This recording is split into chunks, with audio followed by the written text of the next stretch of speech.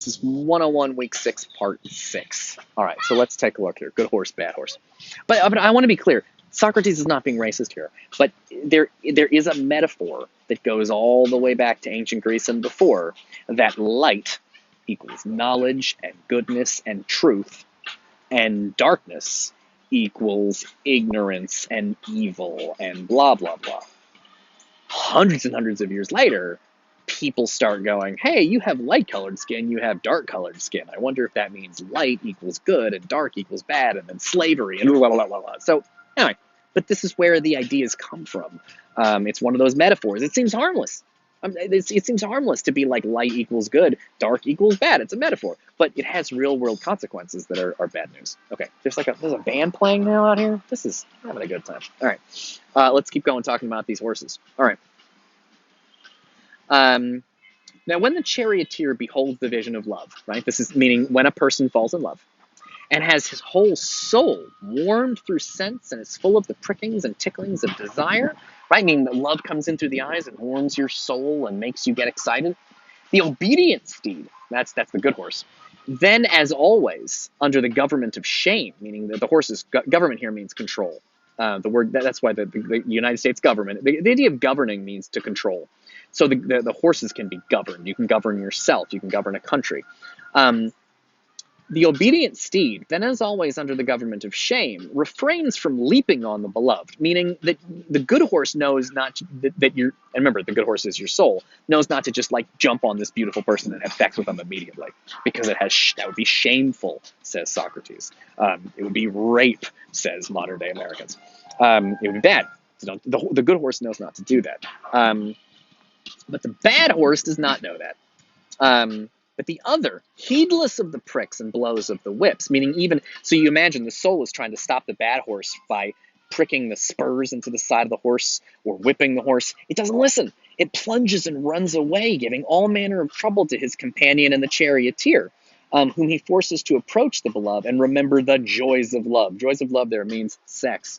They at first indignantly oppose him and will not be urged on to do terrible and unlawful deeds. Again, this is sex. But at last, when he persists in plaguing them, they yield and agree to do as he bids. So the point is that Socrates says when you fall in love, there's two forces in you. And one of the forces says, this person is beautiful, beauty is good, I want to be with this beautiful person intellectually, I want to talk to them, I want to think with them, I want to look at them respectfully. But another part is like, I want to fuck this person. And those forces are doing opposite things. And the idea is that the soul is a charioteer and two horses, and you got to control the horses. But one of the horses is hard to control. And that's the bad horse. So this is Socrates' idea. And again, we're going to get to bigger subjects really soon, because this is not just about physical love. This is not about romantic love. Romantic love will turn out is a jumping off point to bigger, more complicated things. All right, let's keep going. Okay.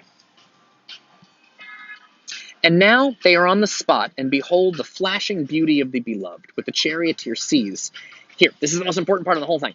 Okay, so when you fall in love, you behold the flashing beauty of the beloved. When you fall in love, you see somebody really beautiful.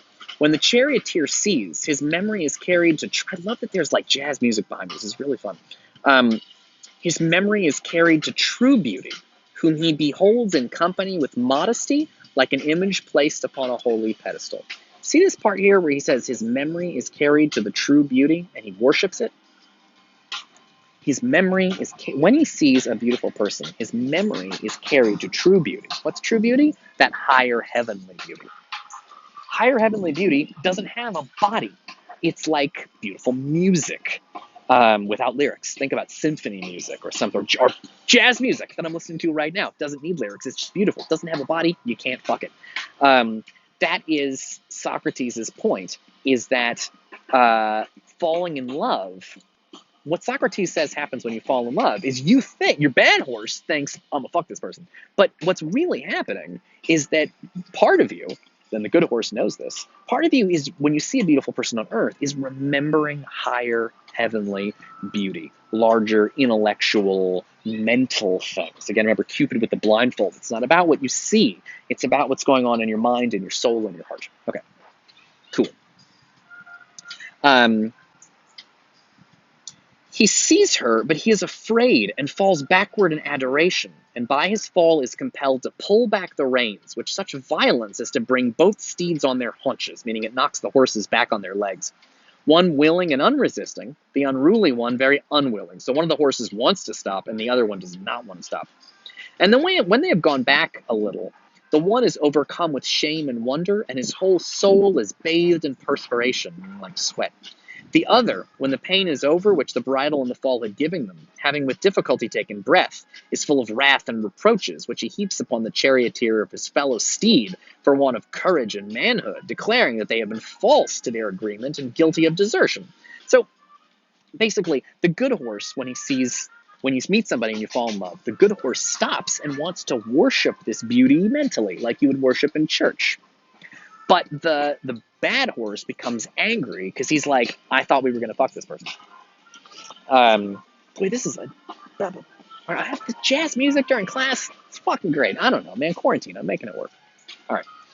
All right, let's see what else we got here. I love teaching this. I wasn't sure I would like this, but it's actually really great. Again, they refuse, and again he urges them on and will scarce yield to their prayer that he would wait until another time, meaning wait for sex. And when the appointed hour comes, they make as if they had forgotten, and he reminds them, fighting and neighing and dragging them on, until at length he, on the same thoughts intent, forces them to draw near shamelessly. Then the charioteer is worse off than ever. He falls back like a racer at the barrier, and with still more violent wrench drags the bit out of his teeth, that's the thing in the teeth of the horse that controls it, of the wild steed, and covers his abusive tongue, and jaws with blood, and forces legs and haunches to the ground, and punishes him sorely. Because he's trying to control that bad horse, so he kind of whips him and smacks him and beats him to keep that horse from attacking the person sexually. And when as has happened several times, and the villain's an interesting word. Villain means bad guy because it's the bad horse. Actually, I'm not going to go into this. Villain is an interesting word, though, but it means it's bad guy here. The bad horse has ceased from his wanton way. Wanton means like he wants to have sex with that person. Wanton is lust, lustful.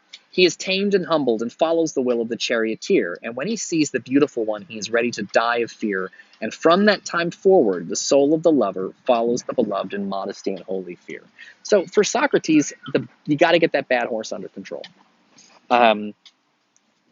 Because if your bad horse is not under control, you're missing everything that's important. Because for Socrates, falling in love, the person, and the good horse knows this, and hopefully the charioteer knows this, but the good horse knows that the falling in love, it's not about the person and wanting to have sex. Even though part of you is like, that person's hot, I want to have sex with them. That's the bad horse.